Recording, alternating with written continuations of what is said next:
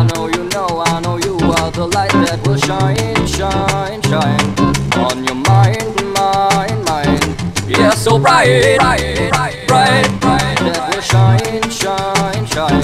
Bright, bright, bright, bright, bright on your mind, mind, mind. Yeah, so bright, bright, bright. Hello. Hi, Christina. Hi, Stefan. Hi, Hey, Santos. how's it going? Good. So, Happy Beautiful. solstice, brother. yeah, sure.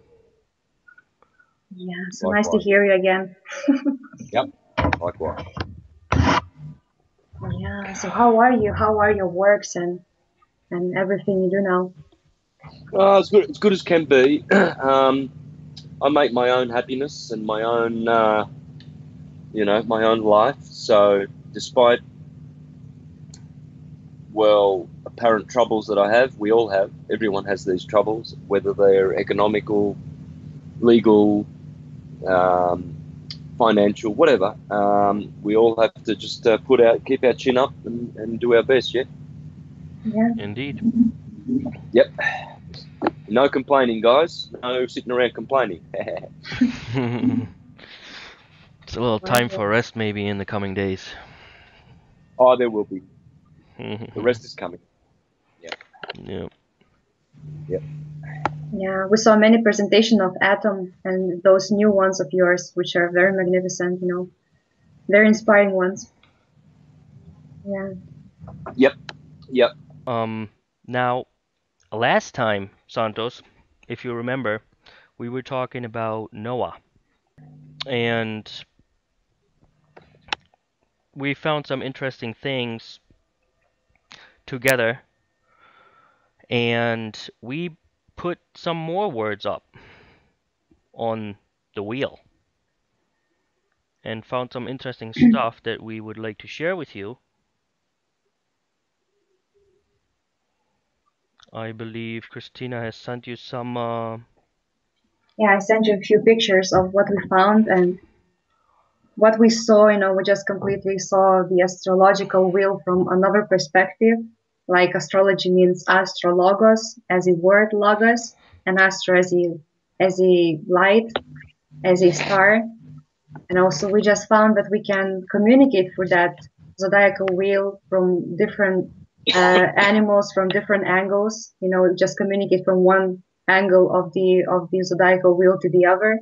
And astrology is basically a science of all things gathered together into one and merged into a human being. And stars provide pressure, as we know, attraction, which influence human body. And we just, with Stefan, try to investigate more that logos part of the zodiac.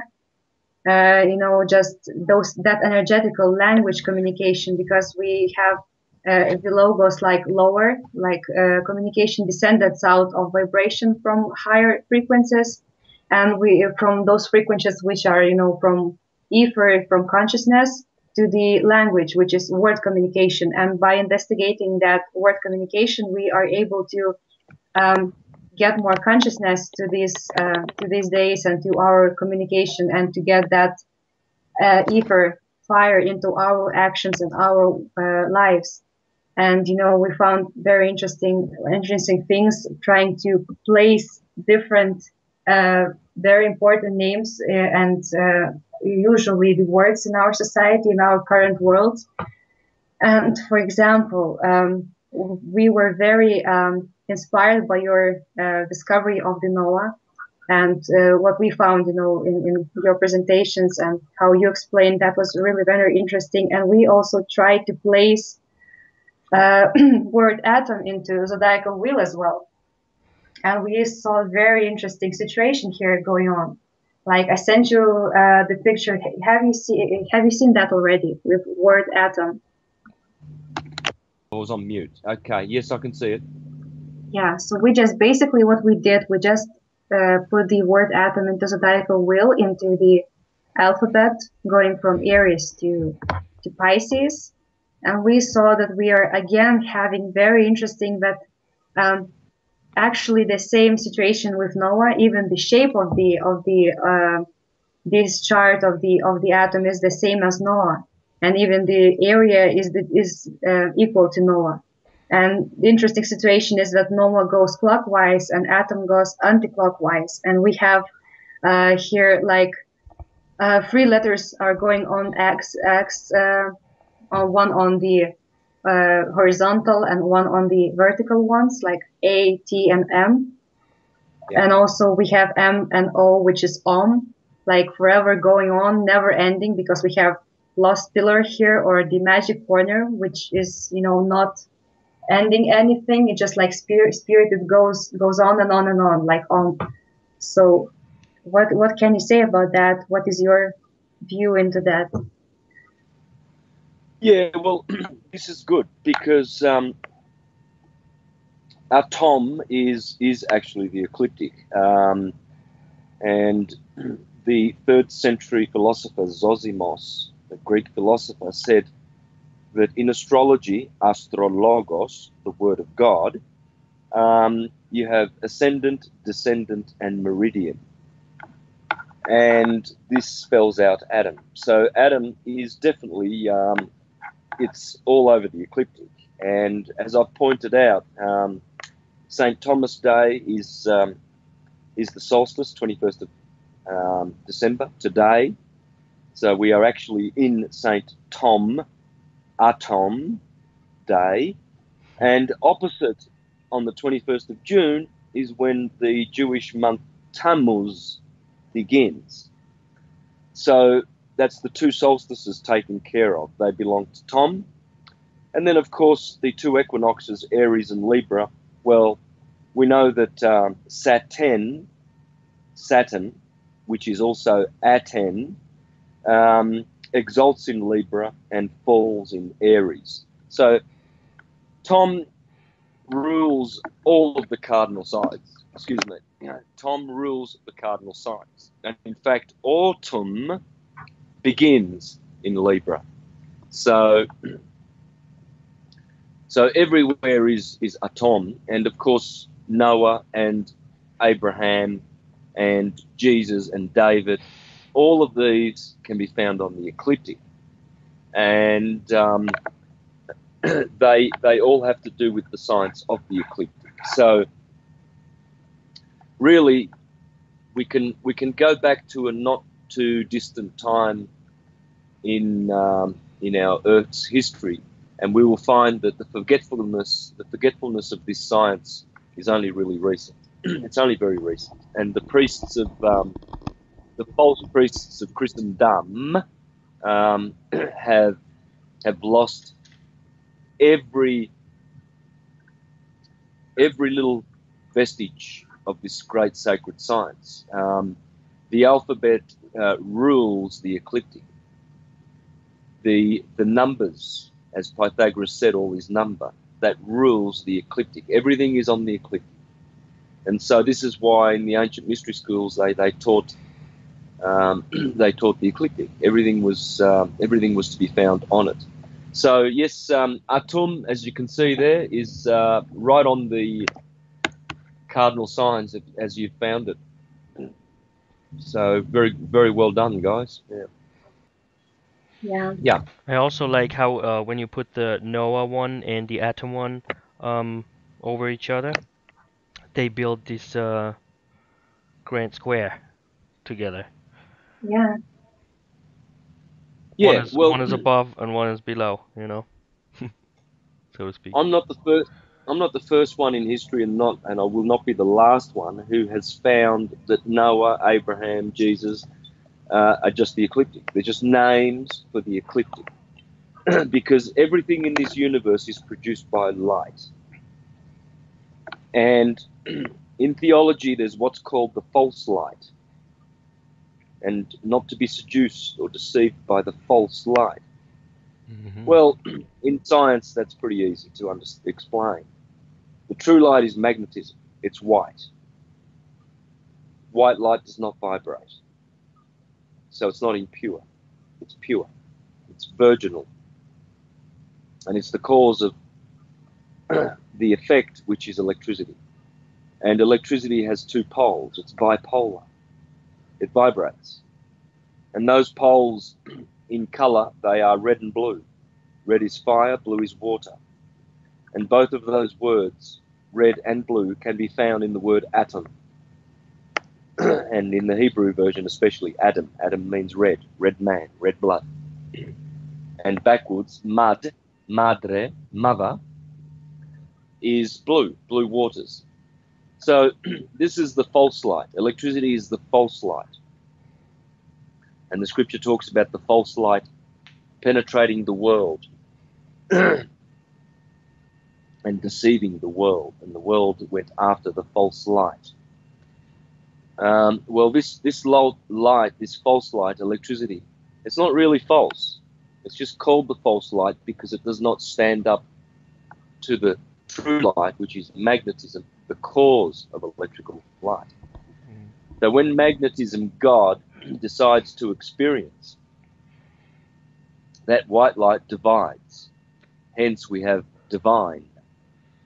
The divine creator is the divided light of electricity, red and blue. And should we see, our senses come from that light because our bodies are a product of electricity. Everything is electrical. Everything that manifests in the physical world is electrical. And so our senses are electrical. And you see, the scientists and the academics and all of these clever men out there in the world, you know, the men that operate CERN and the Hubble telescope and all of these, they are deriving all of their information through their senses. Hence, they are deceived by the false light. They don't have direct knowledge. They care not for direct knowledge. They don't trust in direct knowledge. They've been told that when you hear voices in your head, when you meditate, and when you go to the white light, this is all hocus pocus, new age, insignificant stuff, you see. So, but we, on the other hand, we are studying the ecliptic to see how the alphabet,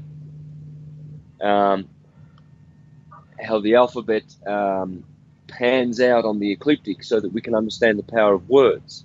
See, words are vibrations, hence they are electrical. Yep. Sound and light are the same thing. And so, what we are doing is stretching out the alphabet, the pure and unadulterated excellent English alphabet of 26 letters. And it is one of the closest alphabets connected to source that we have. It's actually a combination of what's called root language. And that's what we're doing. We're doing root language. And we are also doing a combination of what's, see, the English language is, we say it's Teutonic, Germanic, or, you know, has its origins in that area in Scandinavia. Yeah. Well, that's true. It does. But it is pure in that it is mostly root language. And so when we study that on the ecliptic, what we're doing is we're studying universal mind thinking, which is different to universal mind knowing. Universal mind knowing is magnetism. Magnus is magic, is God. Also known as gravity, hence the Masonic G inside the square and the compass. They're telling you that gravity is God. That G stands for gravity. Grave. Levity is the opposite. Something that is light. Something that is grave is heavy. Which is not exactly correct. You see, scientists that are governed by their senses and sense perception and who are deceived by the false light, they say that gravity is heavy because they don't understand that gravity is just the still point of white magnetic light. And so these two spirals that go out from divided magnetic light, they point to this fulcrum, or these what you call planes of stillness that are magnetic light, that are everywhere in the universe, and they attract bodies toward them. Hence, scientists believe that gravity is grave, heavy, and it pulls. It has a pulling. Gravity does not pull, or it doesn't repel, or it doesn't attract. You see this law of attraction and this law of repulsion. These are false. These are what sense perception people are teaching, because they don't understand the two gods: prime creator and creator. Creator, Jehovah, Jesus, Satan, Lucifer, the false light. He is the divine or the divided creator. He's not prime creator. And so they don't understand that that this creator is beyond what we see and what we sense. And so they start giving, false attributes to gravity and magnetism. And they say that magnetism has waves, magnetic waves or lines of force. Magnetism has no force. There's no force. Electricity is a force. It's a bipolar, sexual, or two-sexed force. And so when scientists look out into space, they think that is different to matter. Well, no. See, magnetism produces two effects. One is cold space, and the other one is incandescent, burning, electrical, positive matter. So what is negative in electricity produces space, and what is positive produces matter. And those are the two equal forces. They're not equal in volume, because of course all the volume is on the positive side of electricity. All the mass, I mean. Yeah. So, and not much of the mass is out there in space, but that's the opposite negative part of the electrical wave. You see? One part of the electrical wave is what we call negative, and it produces the cold effect of space. And the other half is incandescent and compressing, and we call it positive, and it produces all those particles of matter and molecules that gather together to make bodies. And they are the same force, equal and opposite, producing the two effects. And so this is why you and I are striving to be, as Plato called it, philosopher kings, because what we're doing is we're balancing the two waves of electricity back into the fulcrum of magnetism, of knowing. And so through the Ecliptic, we are studying universal mind thinking so that we can understand universal mind knowing. And that's what we are, guys. We are universal mind knowing in our pure, unconditioned, pre-body existence. We are all knowing, you see.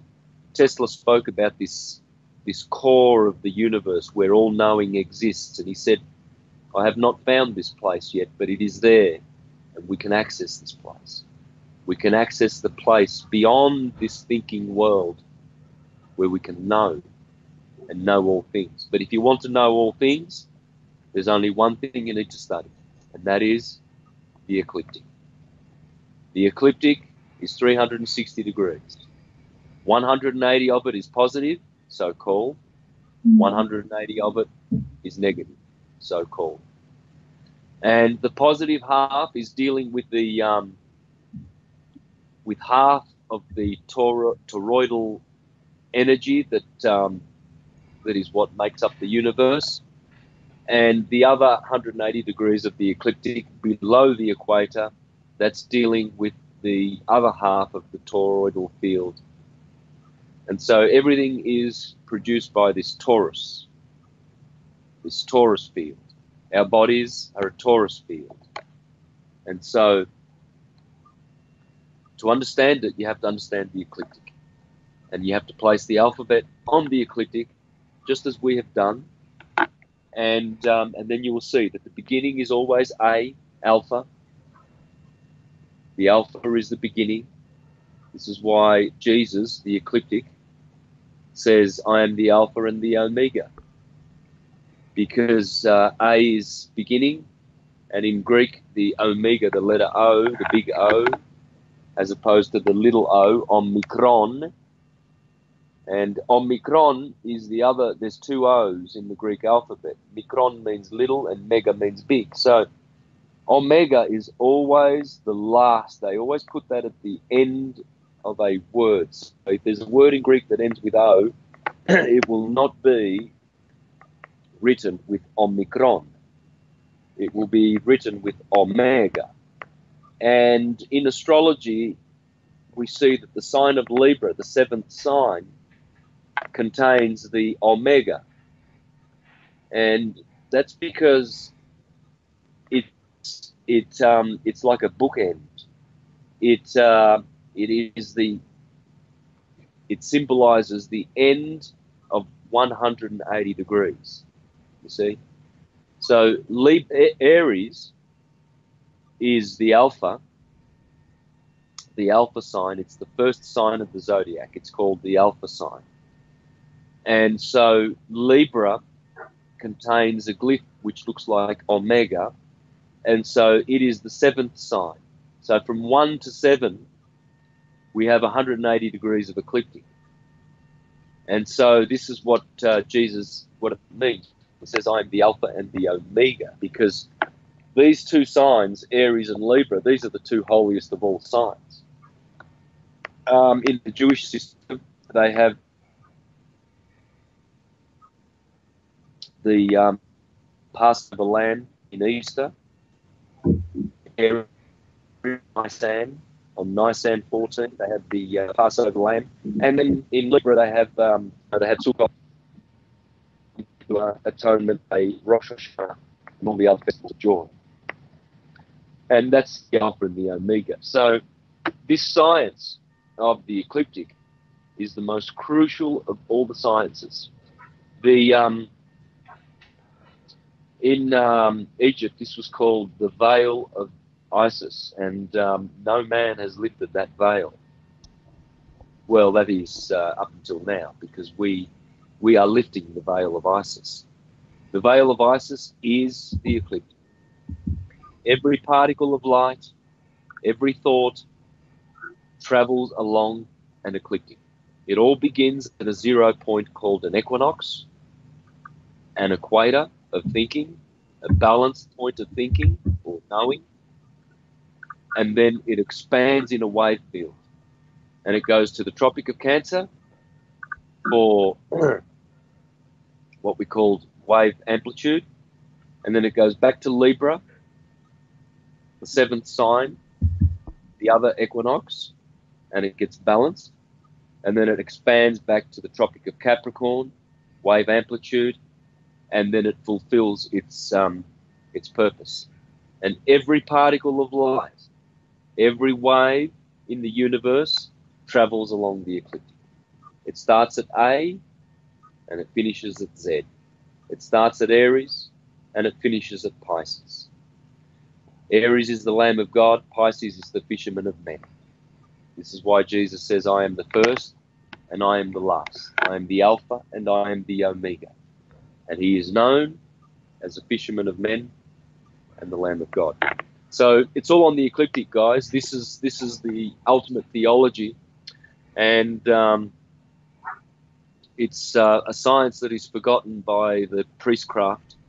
The Reverend Robert Taylor in the year 1830, he said that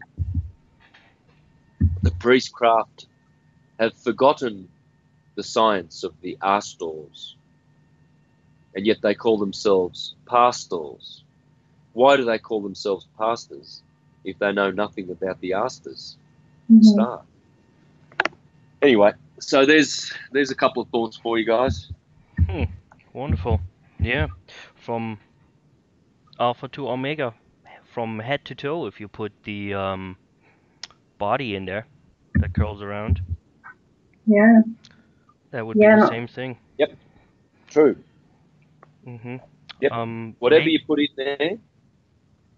whatever. If you put the body in there, you'll have an expression from head to toe. Mm-hmm. If you put the year in there, you'll have an expression, from spring to winter. From start If to you end. put the alphabet in there, you have from A to Z. If you put theology in there, you have I am the Alpha, I am the Omega. Whatever science you put on the ecliptic, you will have an expression, you will have a saying, an idiom, you'll have a teaching, you'll find wisdom. Yep. It's all there. Certain vibration. And we put some more words on the wheel and on the ecliptic. Maybe from the notes that you have, let's go to the one that says love. I find that one very interesting. Do you have it in front of you? Yes, I do, yes. Yeah, so you see how it's, perfectly balanced. It's perfectly balanced. We have the L just above the ecliptic and the O just below it, and the V and the E uh, in these perfect positions across from each other. And when we look at it a little bit deeper, it actually forms a pyramid that has the capstone missing, turned to the right. Yep. And I mean that is a sign that we all a symbol that we know all too well. So what does that mean? It the pyramid's capstone, the all-seeing eye there, supposed the elite, and it shows that the elite is not connected. The elite is not on the ecliptic. The elite is not on the wheel there. It's extra, and the body of the pyramid that um supports the top capstone and elite is completely in there and is completely um across and whole and in balance, and is pure knowledge. It's pure truth, and it's pure love, and that's the word that it builds, love. Yeah, very good. It's that stands out to me, that unfinished pyramid, because um, the pyramid missing its ben or capstone indicates humanity disconnected from God. Now, it's not talking about a monotheistic God. Monotheism is, of course, we know it's an aberration. It's nothing. It's got nothing to do with philosophical pure worship of the divine spirit of the universe. It's a corporate concept. But the capstone, the ben, is in reference to the optic thalamus and the pineal gland. The pineal gland is conical. It's a cone. That's why it's called. Well, it's interesting because Pinocchio, in Italian, it's pretty easy to understand what Pinocchio means. Occhio means eye, and pin is the pineal gland. So the eye that sees is the pineal gland. It's made of carbon, 666, and it centers the light, the red and blue light of the two hemispheres of the cerebrum. The left hemisphere of the cerebrum is red. It's masculine. The right hemisphere is blue. It's feminine. And the pineal gland and the optic thalamus, they center the light. They have the white light, see? And that is the capstone of the pyramid. And so the reason why it's disconnected is because humanity has not learned how to activate the pineal gland. They deny it. They deny its existence, its power, its light, its wisdom, knowledge. And this is it. And yet this is the eye that Jesus refers to when it says, "Let your eye be simple." And so that's the capstone. The golden capstone is the opthalamus inside of our pyramid, our body, that has been disconnected. That's God. We have done this deliberately through trauma. Well, not we individually, we as mankind. So we've, through trauma and wars and school and education and churches, we have just absolutely destroyed the true light that is in our bodies, the true light, which Jesus said, I am, when it says in the Gospel of John that the true light came to the world, but the world recognized it not. Because that light is pure, it does not vibrate, and it is in you. The kingdom of God is in you. And if we do not go looking for it, and find it, and knocking on the door, knock and it shall be opened, seek and you shall find. If we don't do this, we're not looking for the white light, we will always be trapped in the red-blue, the false light. And we will always be deceived by Lucifer. Lucifer means, fur means to carry, and Lucy is light. And so, if we are deceived by Lucifer, we don't want to obey someone who carries light, because they're not carrying white light, because white light does not travel. So Lucifer is a carrier of light. Well, he must be a deceiver. He can illuminate, or he can deceive, because electricity does both. There's nothing wrong with this illusion and this effect of material existence. It comes from the mind of God. It comes from Prime Creator, from Ein Sof, from Anama. And so, but it is a temporary creation. And so it is both good and evil. It is not good.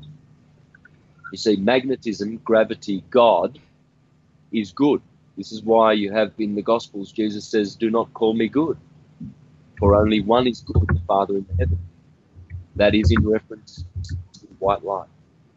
Because the only begotten Son is electricity. There's only one power in the universe, and that is magnetism. And there is only one force creating the effect of matter, and that is electricity. Interesting.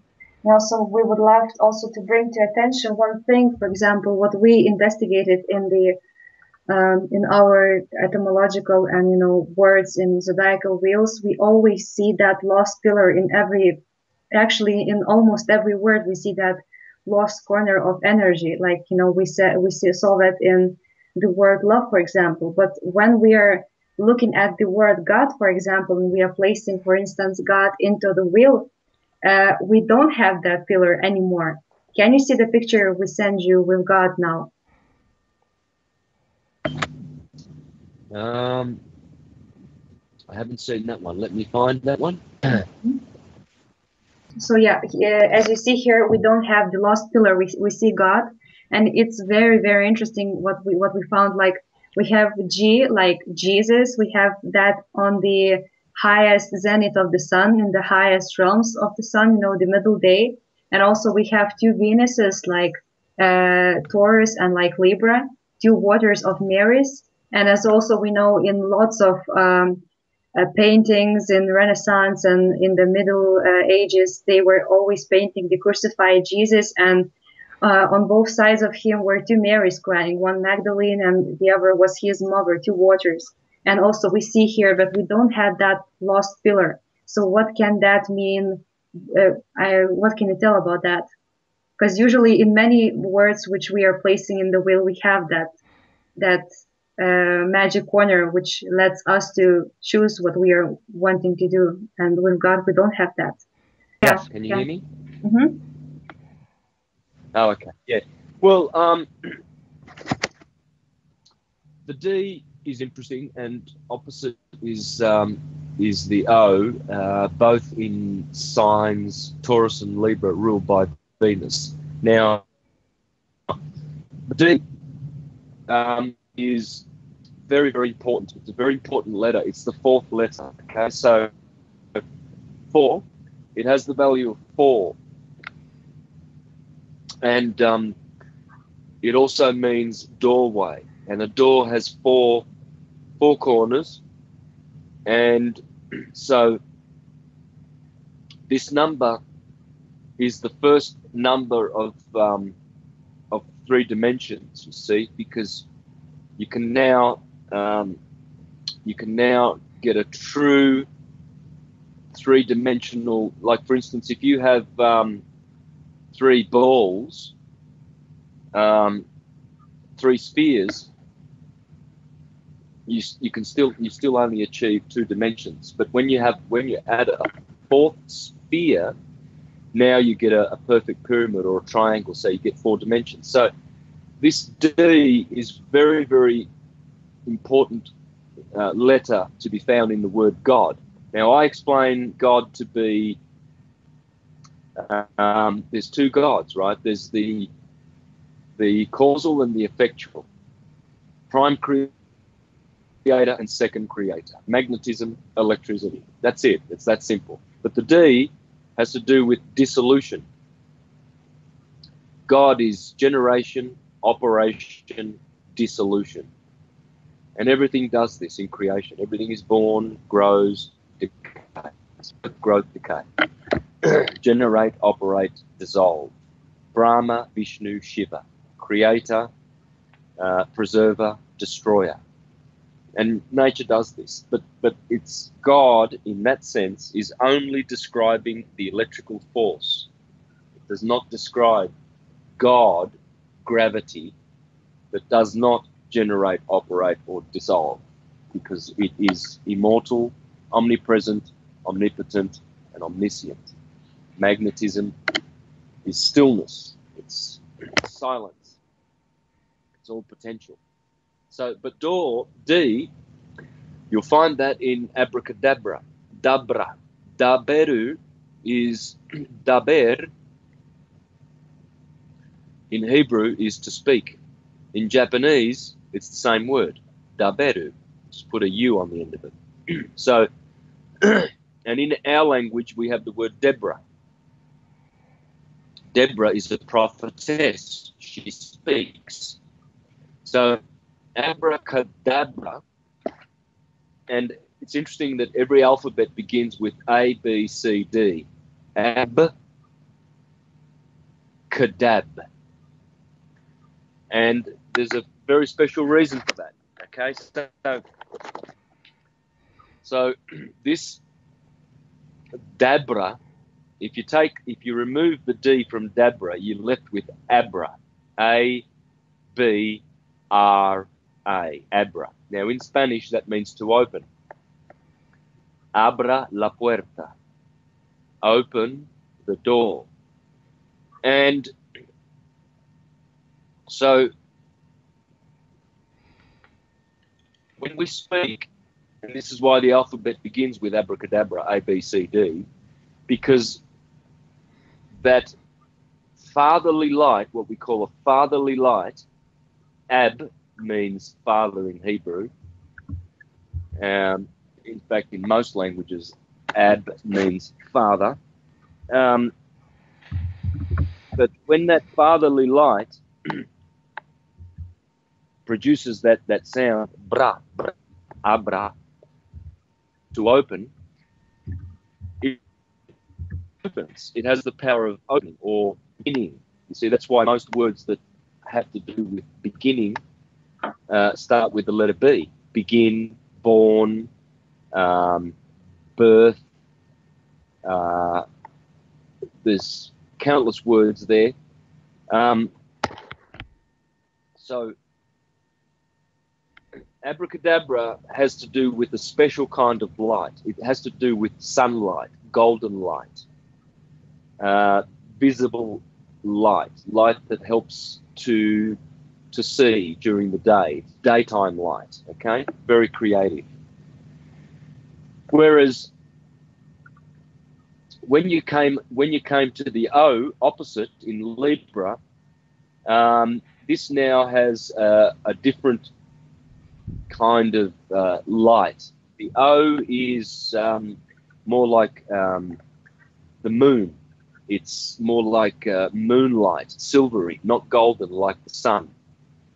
And you see, there are three kinds of light. There's say golden light, silver light, and black light. Black is just a degree of darkness, is just a degree of light. Okay, so, but with the word God here, we are bringing together all the kinds of light that God is. The letter G is touching the Tropic of Cancer, right? So, and we put the G, the seventh letter, we put that in my graphs and graphics. I put the G outside of the circle, and also directly opposite I put the letter T for the 21st of December. So 21st of June, the solstice is G. 21st of December, the solstice, the winter solstice, is T. And very good reason for this. G is the seventh letter of the alphabet, but when you go around the second time, it becomes the 33rd letter. And 33 is the number of the number of bones in your vertebrae, the number of the Messiah when he is crucified, because of course the Christ inside your body is crucified at the top vertebrae, at the 33rd vertebrae, just near the optic thalamus. And so this is why the Christ is always, crucified at the age of 33, blah, blah, blah. It's all to do with the body. And this is why the G is such an important letter, because it's the seventh letter and it symbolizes all of the Elohim, the seven Elohim. The letter G represents them all. And the Elohim are not prime creator. They are the second creator, electrical force. So the number 7 and G, G7, remember the Europeans, when they first started their New World Order, they invited 7 nations to be a part of it, and they called it G7. Now I think they've got the G20. So they've had to add a few nations, of course, but this G and 7 go together. And the G, there are 7 notes in music, and that's why on the music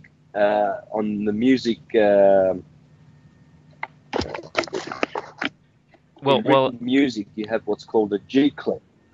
Yeah, Santos, before you get to that, actually, funny enough, they had a G8 meeting and then they uninvited Putin, and so they are the G7 again. Yeah. Yeah, I know. Poor old Putin. Yeah. I laugh when I hear his name because in Latin languages, puta means a whore. And so Putin is like, a little whore.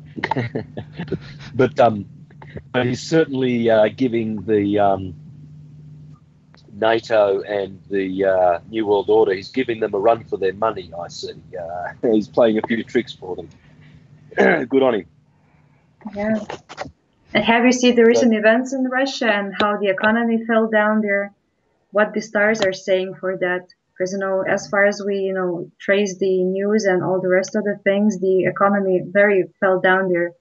People are closing the shops, everything is closing down, and all the economy, monetary system is also closing down. Maybe that's for good.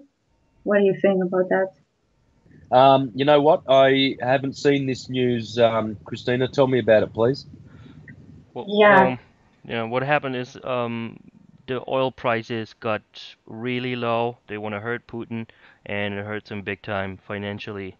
And so, that's what's happening. The gas for the car is really cheap at the moment.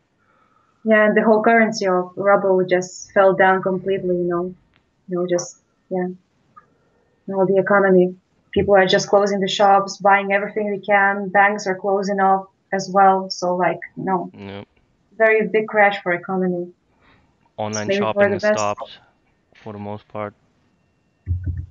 Right. Well, you know what? I think that's going to spread through the West because the West are deliberately causing this, and so you know what they serve up is what they will receive. Whatever Rome is dishing out, Rome will receive. Rome has dished out slavery, torture, inquisitions, financial terrorism, pedophilia, pimping. We live under a pimpocracy. That's the true nature of whatever they want to call it. You know, they call it all sorts of stupid things: communism, socialism, fascism, Nazism.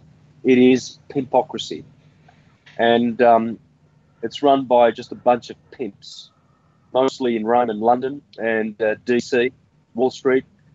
The Zionist gangs. These are all part of the same pimpocracy.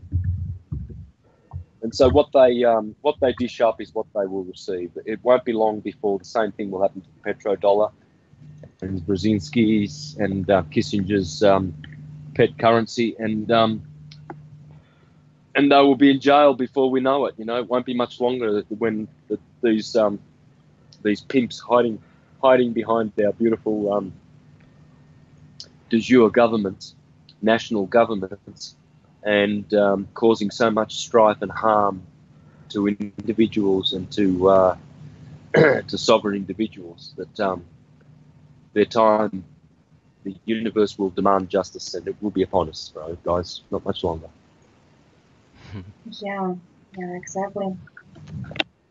And no more fear anymore, like also. Yeah, and as we also did another slide, if we will return to the word fear, which is very, interesting in our situation with Russia and all the Roman society as well. And can you look now to the slide with word fear so we could, investigate that now?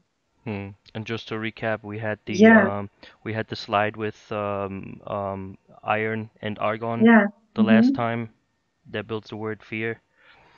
Yeah, and if we will look now to this slide, and we have fear, which goes clockwise from F to R, and also we again have that magic pillar corner, which is lost, and we have fear, which is iron. Again, iron and argon together. So this means that if we will embrace that element, if we will undergo that fear process, which is happening inside of that, because even the zodiac wheel and this chart tells us that we will embrace that feeling of the fear and we will go under that and we'll take rulership of that. And in this case, we will again have that lost pillar in place again, because we will embrace that reaction chemical, and then we will have the right triangle, like here word itself in the zodiacal wheel, because the corner of the letter A will be 19 degrees, and we will have complete triangle. So how do you see that, Santos? Yeah, I'm looking at that right now. Yes, that makes a lot of sense. All of these letters have their own numeric value and power. The letter F is the number 6, and 6 is 2 sets of 3, 2 trinities. So we get the negative word fear in there for sure, but we also get the positive side of it in that fear, F is also fire, right? So fire is the creator. It's actually the force of electricity, the letter F. It's fire because that's what fire. That's what the mundane vibrating light of electricity is. So, and this is another reason why we get fear from fire, because from electricity, because in this physical world that we live in, we get two things: good and evil, war and love. And it's interesting because you will always find those letters L and R in words to do with love or fear. There it is, there in the end of fear, the letter R. And the letter R in Hebrew, Ra, means evil. Whereas in Egyptian, Ra means the sun god. So we have the same word meaning the sun god, Ra, and in Hebrew, Ra meaning evil. Well, yes, because Ra, the letter R, is the red force of electricity, and it is evil in that it is the positive masculine half of the force of electricity. And now the opposite of fear is love. And there, of course, dominates the letter L. And L is the 12th letter of the alphabet, whereas the letter R is the 18th, 666. Mm-hmm. And as you said, argon is the 18th element in the periodic table. Now, argon is an inert gas, and it's one of the noble gases, and there are 9 of these. There are 9 inert gases. And these inert gases, they are the 0 points of magnetism along the in the periodic table. So if you're really looking for God, prime creator in the elements in the periodic table, it's all the inert gases. Okay, so it's helium, neon, argon, radon, krypton, and Walter Russell teaches this. Walter Russell teaches that these are the 0 points of magnetic God mind, where all things in the physical world are recorded and repeated again, recorded and repeated.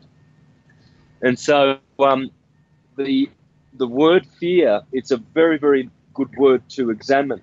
You know, it has some beautiful letters in it, and their numerology would be interesting to do, just like you've done with the elements iron and argon.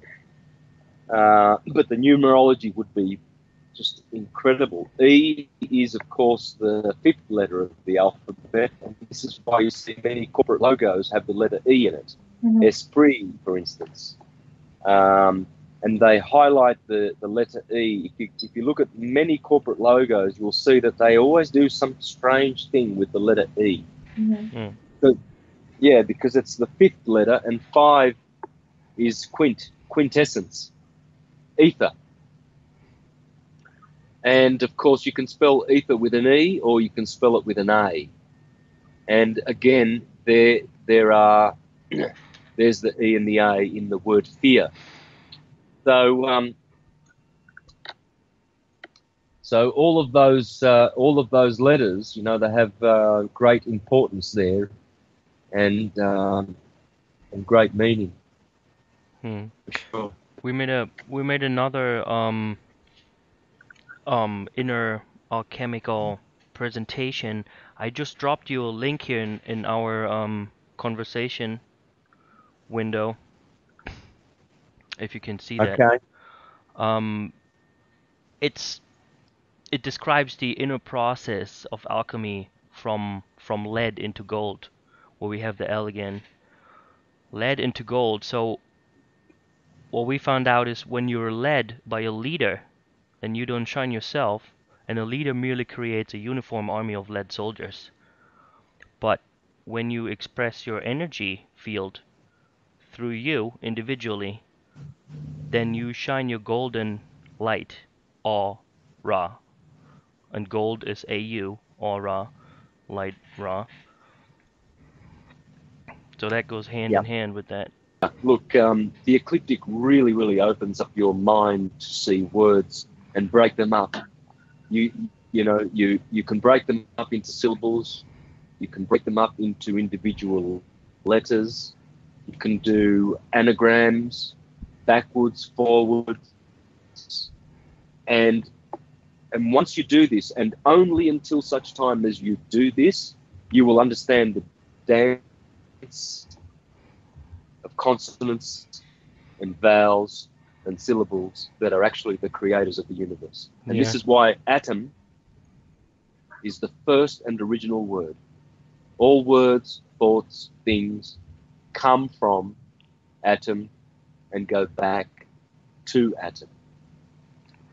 And so, simply because of this this beautiful percussive letter T, the letter T, that to, or the letter D, they both have a very similar function. They're interchangeable, but they are percussive letters which have magnificent force. They have a lot of force. That's why they always begin all words having to do with percussion, like drums, tom-tom, timbali, timpani, all of these words to do with djembe, darabuka, they always begin with the letter D, the fourth letter, or the letter T. Trumpet, trombone. Yes. Yeah. And the reason being because that is how the letter T represents the... Okay, can you hear me now? Yep. Hello? Yep, hello. We hear you. Okay. Yeah, so that's why this atum is such an important word, and the Egyptians reminded us that all is atum. They did not say that for any, silly reason or for some religious reason. They said that for knowledge reasons, for the acquisition of knowledge, divine knowledge, to understand that all is atum. That means all, not just most or a lot of stuff. All is atum, and all is another way of saying Allah. So whatever way you want to call God, every word goes back to atom. All words are born from atom. Now you just start to, throw words up on there. And I was doing some fun words last night. For example, mnemonic. It's spelled Mnemonic. And if you follow that on the on the wheel there, it's so much fun. It's you go just back and forth over, and what does mnemonic mean? It's an aid to memory. So playing with these words on the ecliptic, playing with these words on the wheel, that aids to remember who we really are. And words like moon, for example, look what moon does on the wheel. It's just MOON. It's a forward, a standstill, and a backward movement. Past, present, future. Simple, right over there. And the moon is just playing with the ecliptic there, up and down. Or words like tomato. From the T to the O to the M, square over, and playing around like that. That builds a house that what is tomato? It's the heart. Has the different chambers, is red. Yeah, and also have the word atom in tomato from TOMA from the other angle. It's also red, like that's Adam. right. Yeah, tomatoes are red, but they're also every other color of the every other color of the chakras. You can get yellow tomatoes, you can get red, you can get orange, you can get green, blue, and purple. So atom is, you see the fruit, if you're looking for the fruit that Eve ate, well, it is the tomato. In Latin, we call tomatoes apples of gold. In French, they're called pomme d'or, apples of gold. In Italian, it's pomodoro, which means apple of gold. So these golden apples, which are tomatoes, are actually atomatos. It's so, you know, I mean, you can actually put any fruit you want in there for Eve's fruit, because they all have, you know, they all have this core, like an apple has a core, which means heart, and that core is the core or the heart of the toroidal field, which surrounds that fruit. And tomato is the classic example of this. Yeah. So much fun. And all these words flow perfectly. There's no interruption, you know. They go from left to right or from right to left, with or against the clockwise or counterclockwise. Just perfect flow of these words. Just most of them that you throw on there that have a heavy meaning will just flow nicely. In harmony.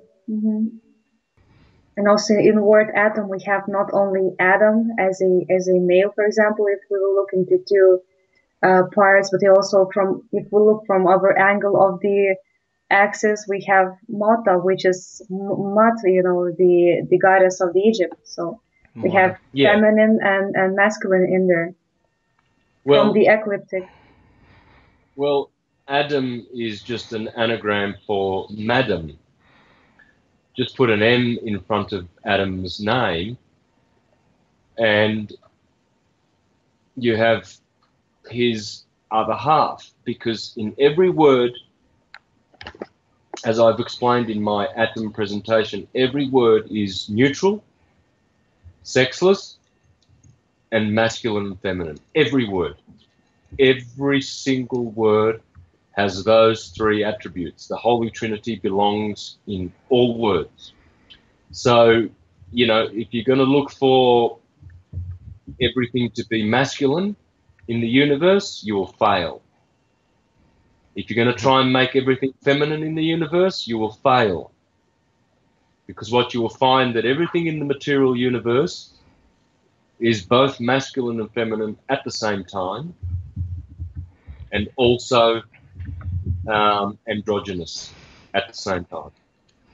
So, you know, this system of patriarchy and hierarchy, which is the monotheistic capitalist system of Rome that has swallowed up the whole world, it cannot continue. It cannot prosper forever. It just cannot, because it's one-sided. It only honors the masculine energy of force and war and attrition. And so it's time up. It's time to bring the two polarities into the middle, and not to respect the god of the false light, which is electrical. And we need to go beyond that god and find, you know, the true God, which is above that, magnetic light. Yeah. Tomato. Yeah. I actually threw some other words on there too, like banana. Banana goes B to A to N, and the A and N back and forth is just playing on the ecliptic back and forth. Just like you said before, Anama, that being the prime creator, is playing back and forth just on the ecliptic. Anama 3 times. Duh. And then if you look at the word banana, now that's a little funny. Ba and Ab is the father. And is it not the father fruit from how it looks? Well, Nana is the original is the original word for the moon, and that's why the banana has a crescent shape, because it looks like the crescent of the moon, and it's named after the moon. Many ancient indigenous tribes in America, for instance, the Koji, they call the goddess of all goddesses Nana. So Ba Nana is basically just harking back to this moon goddess energy that is half of the creative force of electricity. And if you look up the Bok Saga, have you ever heard of the Bok Saga? If you go to YouTube, this is for the listeners, I really recommend that you study Bok Saga, B-O-K, and Saga is S-A-G-A. Saga is a story. So the story of Bok. And it's a Finnish story, and many people from around the world that come from Finland tell this story. It's the oldest story on the planet.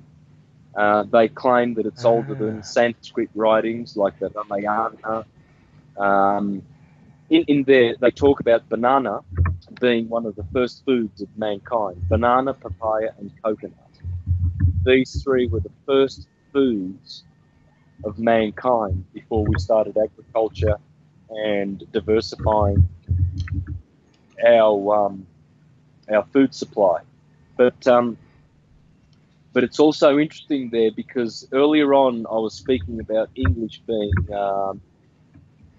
a root language. Well, in the Bok Saga, and especially if you look at Jim Chestnut. Jim Chestnut is one of the greatest teachers of the Bok Saga. You can see him on YouTube. Yeah, that's really interesting. I was just reading a book. I'm not through it yet, because it's so deep. And I couldn't find, interestingly enough, I couldn't find an English translation of the book. It's written by Sigurd Vettenhovi Aspa, who is one of the few Finnish, guys that made it international with their stuff. And there's no translation into English. I'm reading it in German. It's translated into German, and he makes the point that all the languages and all the culture that we have originated from the north, like we were saying, from Finland, and including, the what were you calling it, the root language. What do you? Yeah. Well, root language is English. English is a mixture of root and Van. And Van is the language that the Finnish are speaking, really. So we have English being a mixture of root and Van. And those two languages, those two are what English is made of. So English, which I've always said is English, which is English, is definitely one of the cause languages. And it's no wonder and no surprise, guys, this is a very, very important fact. There's no surprise that now that we are at the time of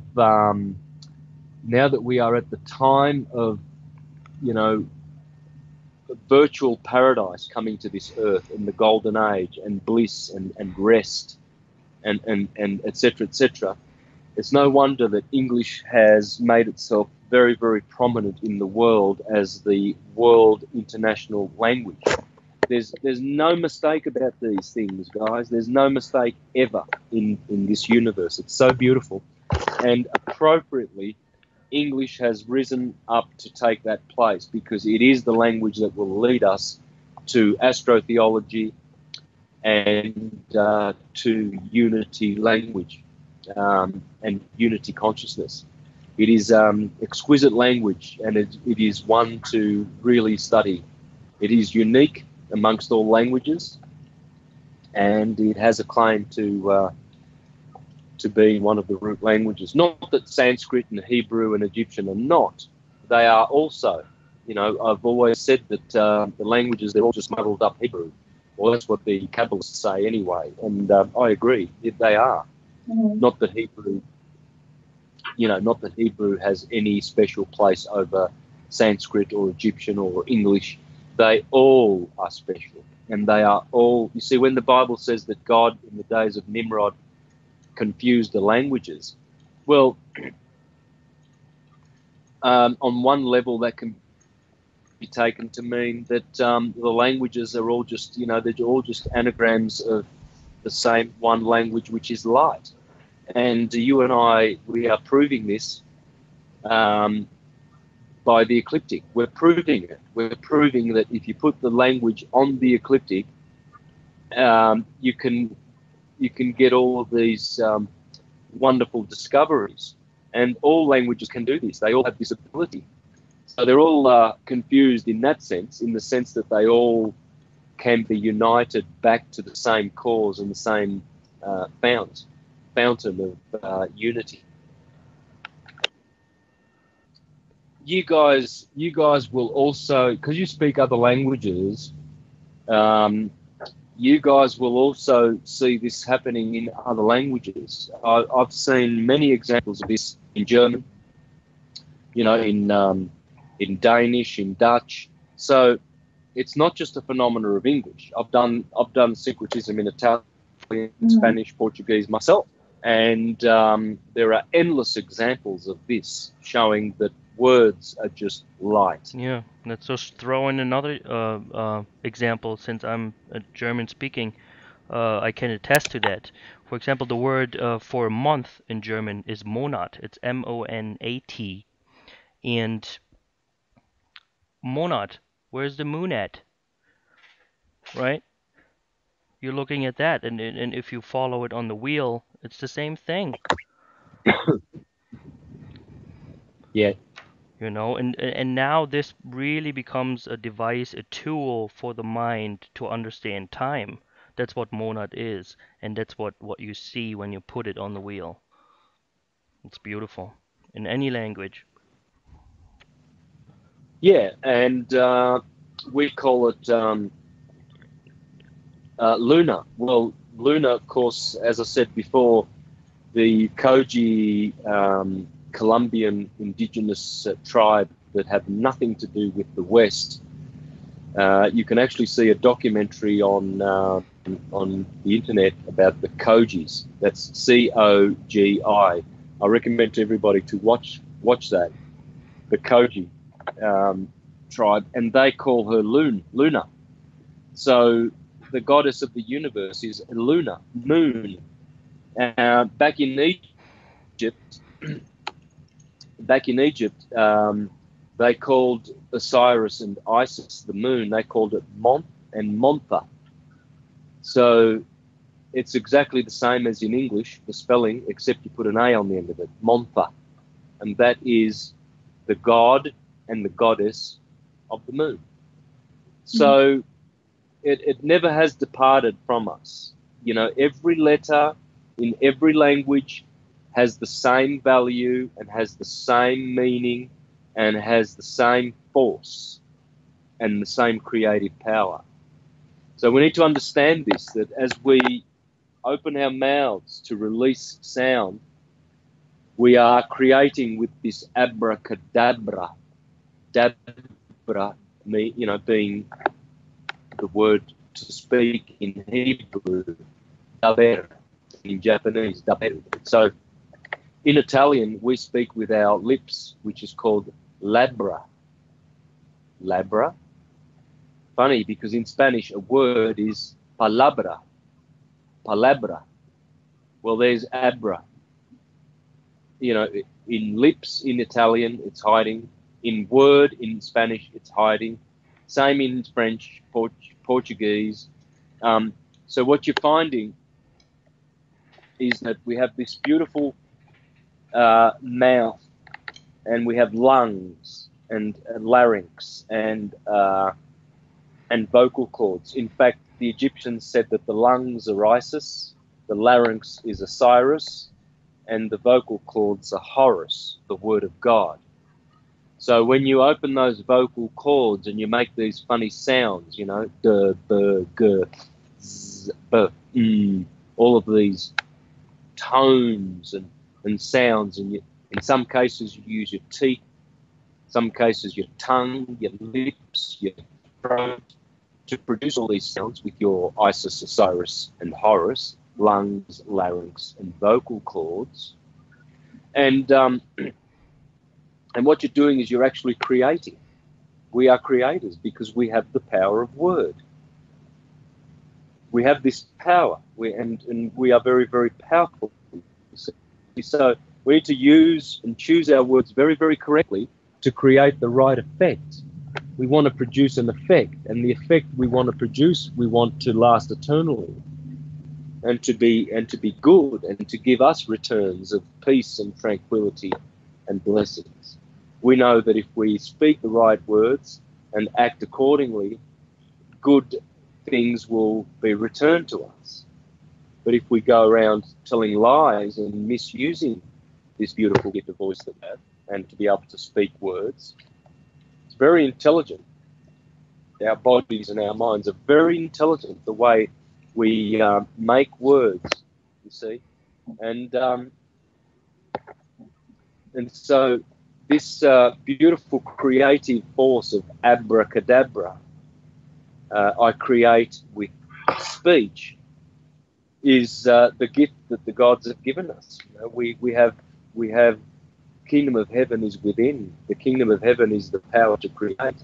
We are creators. That's why we need to always improve our language skills and the power that comes from our mouths. And we also need to be careful with what we imagine that we understand when we hear other people speak, because sometimes we misconstrue what people say because we're not listening.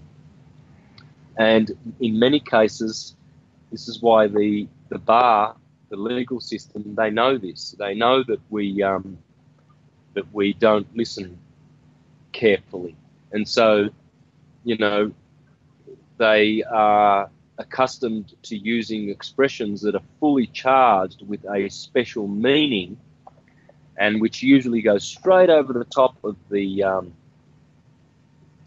the defendant or the accused in court. And so they end up in a lot of trouble because they didn't ask, what do you mean? I don't understand that word. Can you please clarify what that word is? If we don't begin doing this in society, in this world, we're going to always be ensnared by these wordsmiths, you know, these forgers of words and meaning and expressions that have special meaning, specially charged to suit, you know, their agenda, and to put you into an adhesion contract that you're not aware of, and to catch you unawares, and to be able to profit from your energy. That's all they're doing. Yeah. I have one question for you, Santos. For example, in many societies throughout the world, if talking about moon, not always moon is associated with feminine aspect. Like in English, yeah, we have moon is associated with feminine aspect. But for example, even in Lithuanian, we say mėnesis or mėnulis, which means masculine energy. And also in Russian, they say месяц or luna, and also, you know, and they associate sun with the feminine aspect and the moon with the masculine aspect. So how is that happening, that in some languages moon is feminine, in others it's masculine, and the sun as well, you know, changing the energy patterns, how that happens, you know? Because this is in fact how things are. Everybody is androgynous. You are, I am. You see, the moon is Osiris, and that's why Osiris gets chopped up into 14 pieces, because when the moon goes below the horizon, there are 14 mansions below the horizon and 14 above, 28 mansions of the moon. And this is why Isis, she is the one who restores the phallic of Osiris, because that's the 14th member. You see, when the moon goes below the horizon, she has to remember her husband Osiris, which is the masculine energy of the moon. And so she has to traverse 14 subterranean houses and remember the body of her husband. And this is why he is all, the last member is the phallic, because in order for the sun or the moon to rise, rising has to do with the male member, doesn't it? You know, even in the female body, they have erections. You know, everything stands up erect. You know, because it's standing up to attention. It's standing up for some action. It's standing up to be stimulated, to be noticed, to have some attendance. And so when the moon comes up in the east in the sign of Aries, where Aries is always placed, regardless of the time of year or regardless of any other mitigating or extenuating circumstance, Aries is always the sign, symbolically, that rises in the east. Aries arises. And so when something is rising, it resembles the male phallic, you see, more than anything else. Yeah, and that's why, that's why it's the last member, because when the sun goes below the horizon, there are 14 moon mansions that it has to traverse. And then when we see that beautiful, glorious sunlight of the dawn in the morning, here it comes. And the sun is like the head of the penis of the sun god. And that's why you'll see these ancient pictures of the sun, and it's always there. You know, there'll be a male god, and you'll see him naked, and the sun is always there where his testicles are, because the sun rises. It has that masculine energy of dynamic power, you know, that has been given to this beautiful creation. And the woman's energy is the energy that receives at the dusk at the other end, where Virgo is, where the woman is waiting there on the horizon, and she receives the sun into her womb as he goes off into, you know, to die in the western skies, in the, you know, on the horizon through the womb of the mother, Virgo, the Virgin. And so she receives the sun in his dying moments, and that's why you always see Mary at the cross, because the crucifixion is when the sun goes below the horizon, and Virgo is symbolically always there, the sixth sign of the zodiac. And so you see the six signs, the first 180 degrees of signs, Aries, Taurus, Gemini, Cancer, Leo, and Virgo. These are all the day signs of the 24-hour cycle, and they are also the spring and summer signs of the yearly cycle. And once those six signs are over, then you get the dark signs below the horizon, the night signs, or the autumn and winter signs of Libra, Scorpio, Sagittarius, Capricorn, Aquarius, and Pisces. And this is the science of light. This is the science of Atum. And unfortunately, our brothers on this planet have forgotten it. Yeah. The other day we did the investigation with false arcanas. We did the investigation of numerology, and we saw that Cancer is the fourth sign of the zodiac, and it has the number 4, which is feminine, because moon, as we can also see, it's a feminine. And then we have Scorpio, which is Mars, which is female, which is 8. So we have, you know, that very beautiful balance of 4, 8, doubling, and as you mentioned, all those processes which are happening in our body. And if we will, you know, make another 4, we will have Pisces, which are water as well. So, like, you know, we have 3 waters: cardinal, which is Cancer, then fixed, which is Scorpio, and mutable, which is Pisces, the feet. And those 3 parts of our body, like Cancer, chest, breasts, or Scorpio area, or Pisces feet are the most sensible areas of our human body. And the old, yeah, this really fascinating. And the Yeah, see, numbers. astrology. Yeah, see, astrology follows numerology and every other science. And the first sign is Aries, fire, masculine, and so odd numbers, all the odd numbers are masculine, and all the even numbers in astrology are feminine. So Aries, the first sign, is fire, masculine. Taurus, the second sign, earth, feminine. And this is why, and Aries is ruled by Mars, and Taurus is ruled by Venus, Adam and Eve. And this is why Eve is supposedly good in one breath and bad in another breath, because the number 2 of Taurus is doubling, but in the positive, but dividing in the negative, because 2 is a dividing number. So 2, 4, 6, 8, 12, Taurus, Cancer, Virgo, Scorpio, Capricorn, and Pisces, these are all feminine, water and earth signs. These are all dividing numbers. You can divide them straight down the middle. Whereas the odd numbers, Adam, and Eve, even numbers. So odd numbers, 1, 3, 5, 7, 9, 11, Aries, Gemini, Leo, Libra, Sagittarius, and Aquarius. These are not divisible, you see, and this is why Adam always is protected from all of this slander that Eve cops all the time. Oh, the woman ate the fruit. Well, Adam also ate fruit, but you don't hear, oh, when Adam ate the fruit. You don't hear that. You see, the male is always protected somehow. He's always shielded from this horrible slanderous reputation that Eve gets. Eve always gets this, oh, she divided the world. She did. Oh, there was unity in the Garden of Eden until the woman came along, and then there was peace, and now everything's in turmoil. Yes, because the number 2 does that. It does that.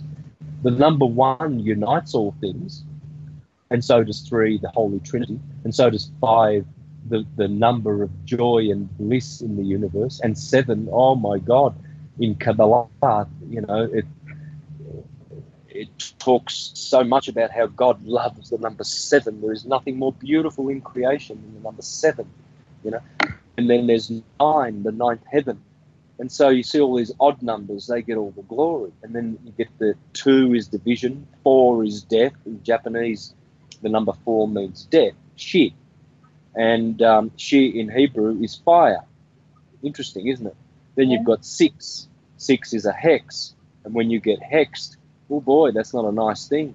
And then you've got 8, the number of, eternal, non-ending, can be suffering if you like, but again, these even numbers, Eve, cop all the flack because, well, simple, because they are dividing things in the universe, and dividing, a divisive influence is not very good, isn't it? When you've got a group of people that are united in one purpose, and then an infiltrator comes in and starts dividing us and starts putting dissent in amongst the group, it's not good. But if a member, an extra member comes in and adds the ingredient of unity and cohesion, well, that's doubling. That is good. And so you see how numbers can have evil attributes associated with them, and or good. It depends from our perspective. So we can't just look at everything as totally polarized. If we do that, we will fall flat on our faces, and we will never understand all things. The way to understand all things is simple: the ecliptic. Yeah. The ecliptic. That's it. And we are the lucky ones, because we are the ones that are testing this truth, and it's so far it is infallible. There is only one teacher, and one teacher there will always be in the universe, the Ecliptic. That's it. Yeah. And sometimes he's called Jesus, sometimes he's called Moses, Abracadabra, Humpty Dumpty, Little Red Riding Hood. It matters not. All named gods, all of them are electrical force. If it does not have a name, it's magnetism, because that one shall go unnamed in perpetuity. I wanted to get back to something, Santos, when you said attention, the word attention. We actually made a little slide about that too, and I compared the word attention to the German word Achtung, which that's a pretty popular word. Everybody has heard Achtung, so Achtung and attention. What you said about the word attention, when we pay that homage, then we are actually at tension, doing it. Our body is straight up in tension, at tension, and we are paying homage. You're paying your spiritual currency in attention to time. With Achtung and attention, Acht being the German word for the number 8, okay, which is time, infinity, Saturn, Chronos, and the ending of U and G, U and NG, NG comes from NK, which comes from Ankh, and which is always, corresponding to the connection to something. We find it in words like ankle, angle, anchor, anchor. I think you've had that in one of your presentations. Yep. I read the same book. So the KNG and not know, gnarl, nash is always a connection to something that combined with the Acht, you get Achtung. So you're connected to time. When you pay homage or respect or Achtung, it consumes, or it ate, your time by you worshipping it, and it connects you to the 8, to the time. And while you're doing it, you are at tension. You're standing and sitting in the core rect position, where your core is rect, where your heart is also rect. Core is a French word for heart. And you're paying your spiritual currency in at tension to time. Just another thought here. Yeah. Well, you could say it 8 tension. 8. See, 8. As you said, Achtung, Acht means 8. Well, the same thing with attention. At is 8. 8 tension. So, and you'll find that the word attention, just look at the letters and meditate on the letters. This is what I say to people. First thing you must do is meditate on the word atom, or atum, or Adam, or Aten, as Akhenaten would have done. Any one of these words is perfect, but probably the best one would be atom in the Greek and English version. Atom. Most of the West have used this word. In Hindu, they say Atma, the great soul. But it doesn't matter, because Atma or atom is the original word that we must meditate on. But the word attention, I see that as coming from atom. You'll find 10, T-E-N. Well, that's atom. It's hiding right in the middle of the word attention. And then at the end, you got shun.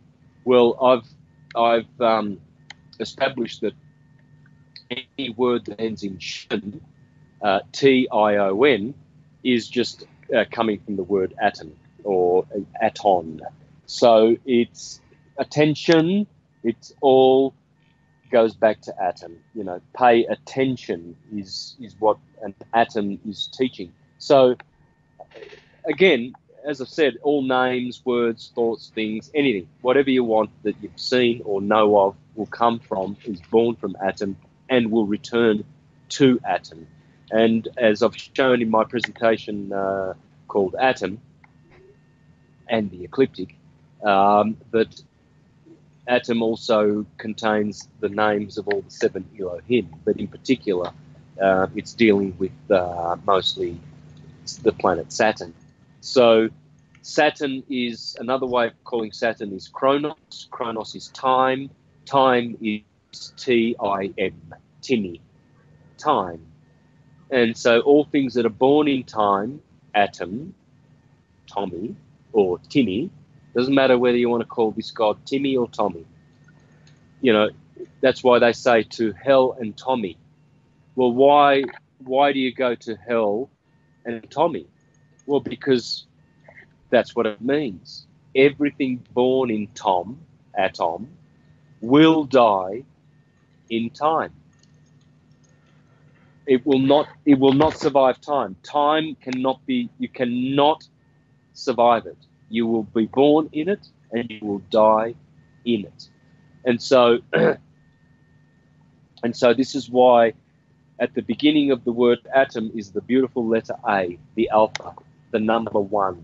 It has only one numeric. In every language, A is always 1. It's always number 1. And the 1 is the atom or the aton. You can actually see the word 2 and 1 in the word atom. Just look carefully. Look real carefully. Okay? And you've got to remember to not just to have the one spelling for atom. You've got to have all the spellings that there are. M and N are interchangeable, and T and D are interchangeable. If you remember that, then you will find the source of all words. You'll find everything there. So when we return to the alpha, in Hebrew, alpha means ox. Now, an ox is not a bull.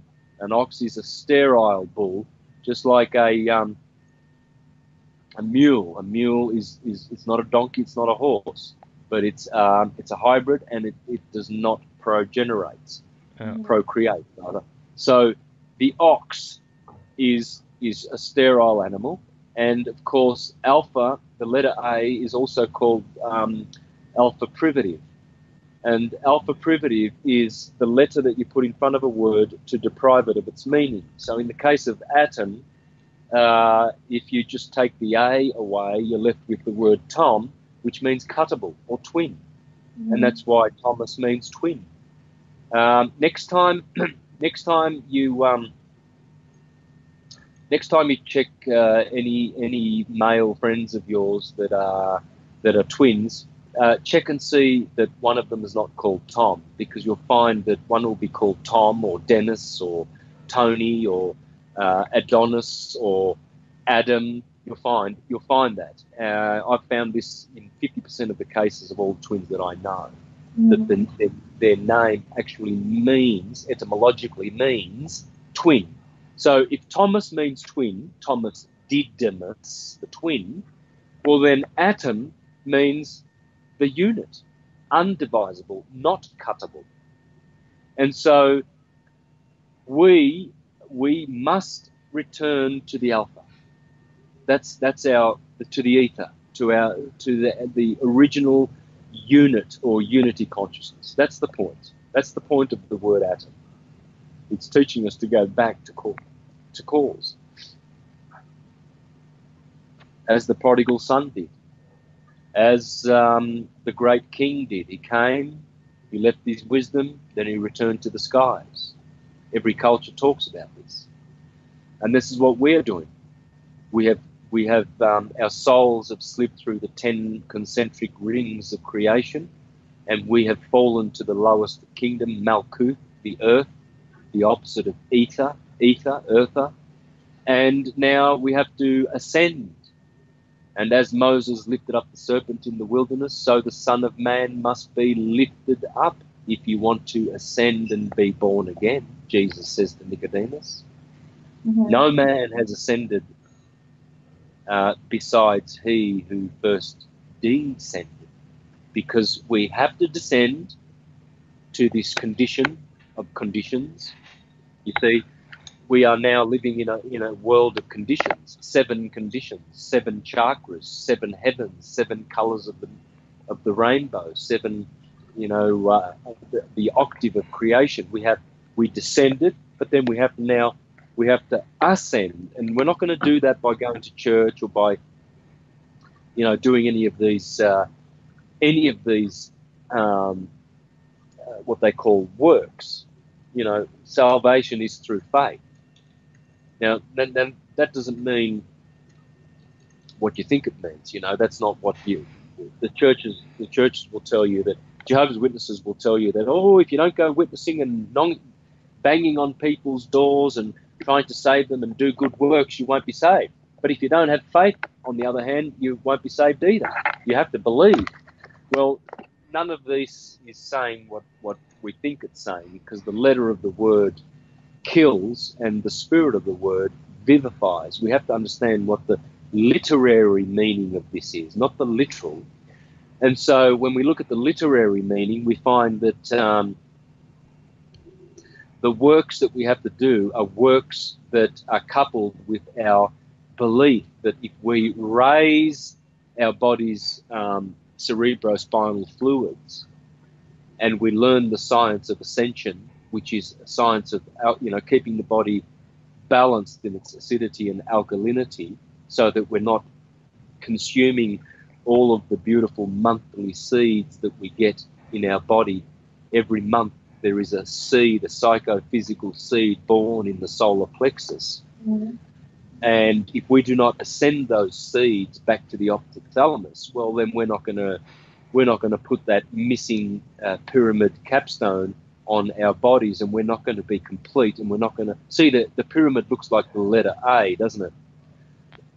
In fact, the capital letter A is a pyramid, and that bar that unites the two vertical sections of the capital letter A, that is the capstone, and it's there dividing the two, saying that you have a spiritual body from on top and you have a physical portion from below, and you can make those one if you remove that bar and you head towards the top of that pyramid back to unity consciousness. But there are always two streams streaming into that point, and those two streams are the left and the right, the L and the R, the 12th letter and the 18th letter, and that's red and blue, war and love, and all of those words you will find the letter R and the letter L hiding in there. Beautiful, Santos. And also about, we talked about the body a lot, and, how the consciousness flows through body.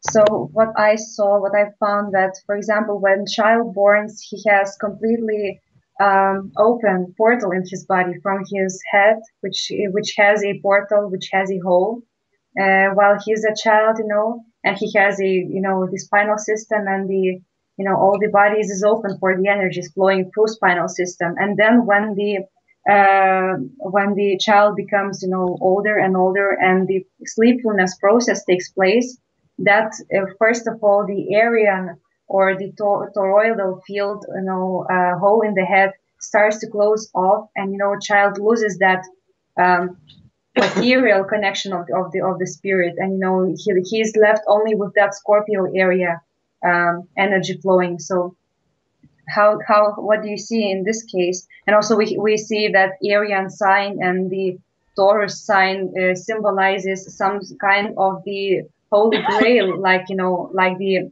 crown on our heads, like why that hole is growing off on our heads when we are becoming older. Why can it not stay, throughout our lives like that, open to the energies? Yeah. Yeah.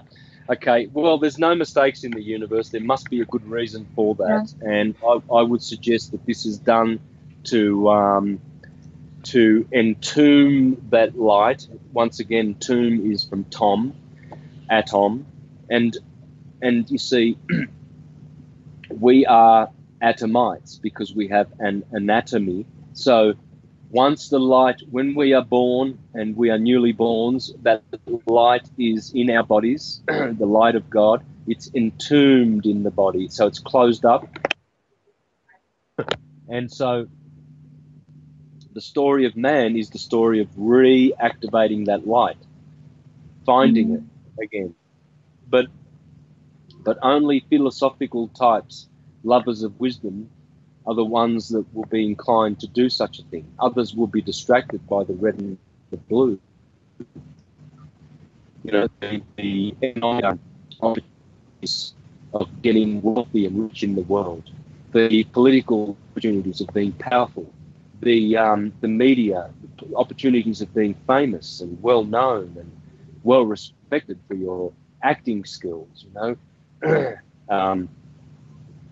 etc., etc. Many have been invited, but few are the ones that accept the invitation of reactivating that light and finding God. You know, many will be invited, but few will be received, says Jesus in his parable, because everyone is invited to take of life's waters free. You know, the Christ and the bride say, "Come, take of life's water free." But how many are drinking from it? How many care to hear this this wisdom? How many people, you know, really want to just knuckle down and study the ecliptic so that they can unveil the veil of Isis? Not many. You know, most people, when you talk about the ecliptic and the science of light, you see that their eyes glaze over and they think, oh boy, you know, you can see all these thoughts like, oh, I forgot to check the computer to see how my stocks are going. Oh, I forgot to find out when that movie's coming out, that Hollywood blockbuster. Oh, that movie. It's and they've got all this they've got all this noise going. You can see their eyes just rolling over when you talk about wisdom and light and God and nature and Isis, and they don't want to know. They want to run away from your presence and just go to a place where there's noise and people and drunkenness and drugs and confusion, and they love it. You see these people that go to these nightclubs. I've never been able. I've probably only been to about 3 nightclubs in my life, and you know, only lasted about 5 seconds because, well, what a place to breathe in demonic forces and spiritual chaos and perversions and aberrations, you know. But some people love it, you know. They go there with their pockets full of cash and they drink up and they talk to everybody and they're so at home with this noise. You know, these clubs that serve up drinks and drugs and alcohol and all sorts of sleazy dancing and horrible all of music. This, disgusting music, you know, doof, doof, doof. It just makes no sense. To them, it makes sense because they are full of confusion and they do not know the light. They do not want to know the white light. They run away They from dance it. in the darkness with false light. The false light. They are worshippers of the false light, and let us not be guilty of this, guys. Let's raise our eyes up and to see that our true destiny and our true throne is in the heavens, in the head heavens, in the optic thalamus, and to reactivate the pineal gland and to be like Pinocchio, the pineal of the occhio of the eye, and instead of being a puppet, we can be real boys and girls.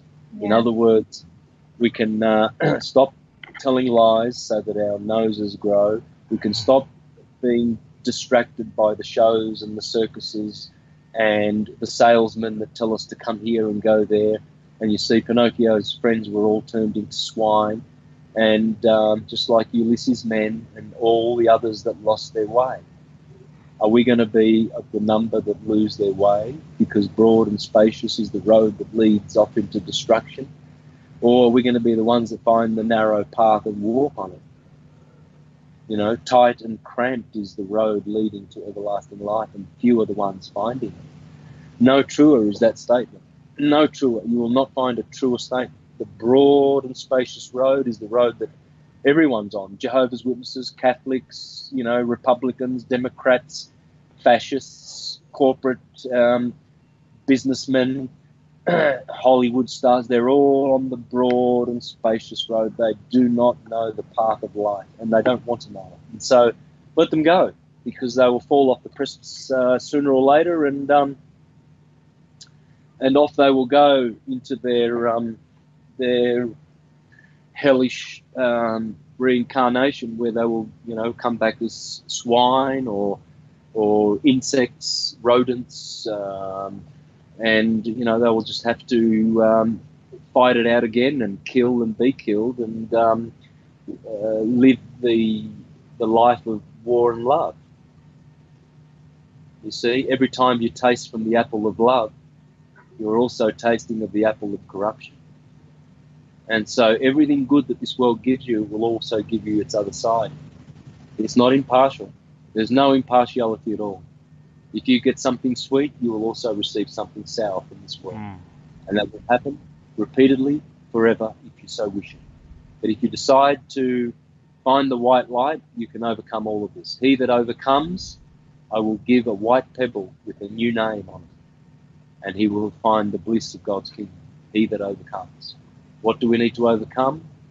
Well, it's quite simple. The red and the blue, the left and the right, the war and the light. The duality.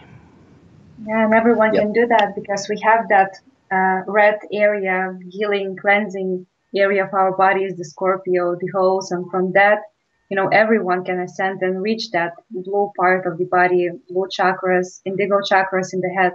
So, it's up to us to what we want to do and with our bodies, with our life. Yeah, but everyone can do that at once. We're just at the 2-hour mark. I think Santos have shared some great insights tonight. Yeah, thanks, guys, and so have you. So, well done. Yes, to be continued is all I can say. My mind is blown after the show, and the stars were in our favor. I followed the astrology, of course, so I knew this was gonna be a good show. 21st of December. Yes, what a great day to have a show, guys. You've chosen the right date. It is the day of St. Thomas, and yeah, Tom's Day, and that's why, because the winter solstice represents hell, the tomb, Tom being the tomb, and that's why you go to hell and Tommy. And so, and opposite is the 21st of June, the summer solstice, and that's the beginning of the Jewish month Tammuz. And of course, 2 weeks after, exactly 2 weeks after, you get the 3rd of July, which is the called the Festival of St. Thomas. So St. Thomas Feast Day. Interesting. And that is 3rd of July, which is in the middle, exactly the middle of the month of Tammuz. And so the 3rd of July is one day before the 4th of July, which is Independence Day in most nations. Now, or should I say in a lot of nations. But the 3rd of July is, it's Apohelion Day. Apohelion. It's the day when the sun is most distant from the Earth. It's 4 million miles further from the Earth than opposite on January 3rd, which is Perihelion Day. So isn't it interesting that Apohelion, the day when the sun is most distant from the Earth, is called the Feast of St. Thomas. So everywhere you look, you'll see Tom. Tommy is the ecliptic. That's what it is. And and another fact that is interesting, I'll just leave you with this. This proves that we are in a vortex spiral solar system. Because, you see, if our Earth is following the sun in a cone, as Walter Russell puts it, well then, you see, when you look at a spiral inside a cone, you will see that it spirals downward toward the bottom of the cone, and you will see that these elliptical shaped circles that are on any cone, these are called conical. They're conical circles or ovals. That would explain apohelion and perihelion. Because if we were just going around the sun you know, as the Copernicus erroneous theory suggests, well, it's pretty much very, very, very hard for scientists to explain that the sun is 4 to 5 million miles further away on July 3rd, apohelion day, than it is on January 3rd, its opposite, on perihelion day. You know, they talk about these, they've got these silly theories to try and explain all this, but there's only one theory that will do it, and that is that we are in a vortex solar system. That explains why, you know, in about 2 weeks' time on January 3rd, we will be at perihelion. We'll be so much closer to the sun than on St. Thomas Feast Day, July 3rd.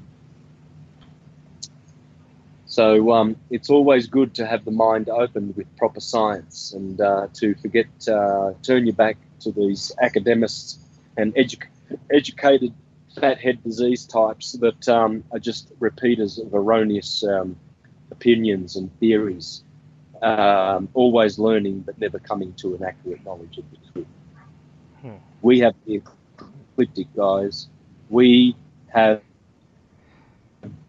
the ecliptic. We know, and we do know all things through and only through the ecliptic.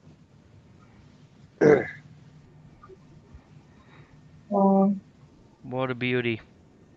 What a gem. Thank you, Santos, so much. I think this will be it for tonight. We'll get together soon enough.